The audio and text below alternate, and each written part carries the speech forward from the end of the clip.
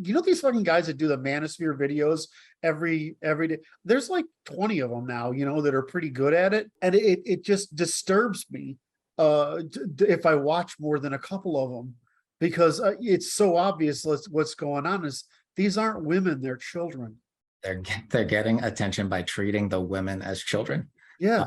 Obviously, well, because it's attention getting, and you shouldn't have women that express as children, and dealing with them as children is the right way to deal with them as well. I mean, we should be spanking these women. It's like the slap in the face thing needs to be back. There's no need for beating, but the whole, no, that's not okay, you crossed a line, right? And therefore, though, I'm going to cross my line.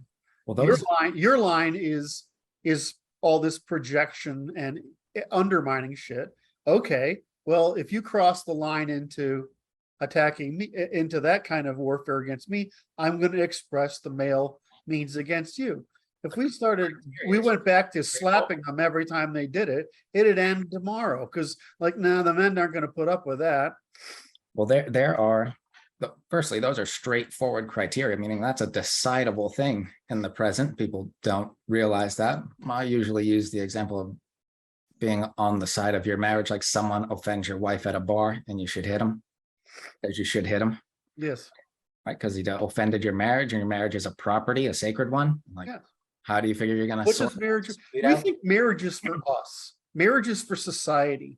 That's right. Marriage is a social need, which says when you are married, the rest of the population insures you against non-interference. What does that really mean? It means you can retaliate against interference, right? So we always think marriage is a thing that came up for personal gratification.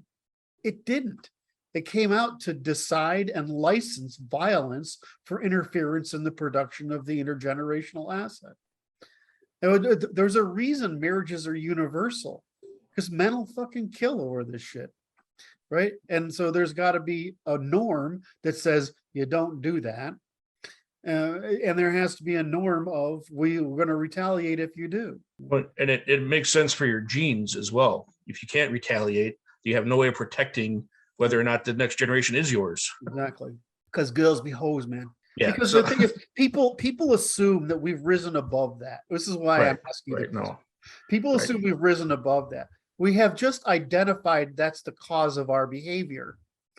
But we have that's the origin of our behavior. The fact that our behavior exists is a fact. Can we? And the answer is, if we think we can change that behavior, does that mean we think we can change the underlying cause, basically the facts? I don't see any evidence of it. All I see is that the more license we provide, the more men kill each other. No, just what I was getting at is that, women can fairly confidently guarantee whether or not a child that's born of them is theirs, right? I know we have technology now that allows, surrogacy and, things like that, but historically or genetically, the female knows whether or not the offspring is hers. Guys don't have that same certainty. The males don't have that same certainty. So we have to have other mechanisms to ensure our genetic survival. Marriage emerges from that because we can retaliate against intrusion on the marriage. Well, I suggested that policy for the Constitution of making paternity tests mandatory.